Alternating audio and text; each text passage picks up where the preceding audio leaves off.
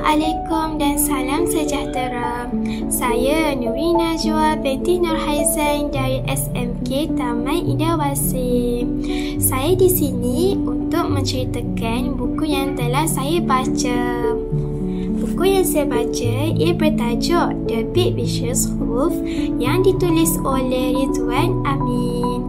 Buku ini mengisahkan sebuah keluarga yang miskin disebabkan ayahnya yang telah meninggal dunia disebabkan kemalangan.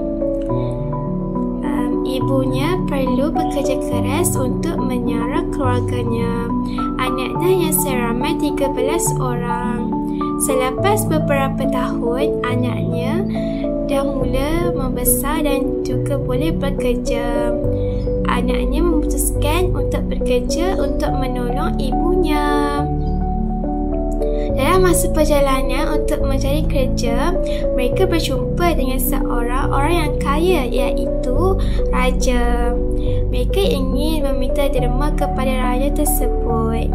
Tetapi raja itu berkata, boleh, tetapi dengan satu syarat, iaitu anda semua perlu menyahut cabaran saya untuk mengambil sapu tangan dekat rumah serigala.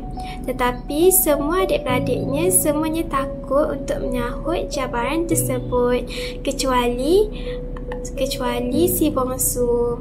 Si bongsu menyahut cabaran dan berjaya.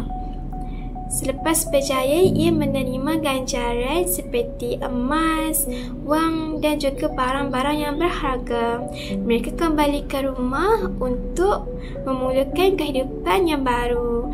Kesimpulannya, kita janganlah lupakan ibu kita di saat kita dah berjaya. Bagi saya, buku ni sangat menarik sebab buku ni banyak memberi manfaat kepada orang ramai. Sekian, itu sahaja daripada saya. Terima kasih.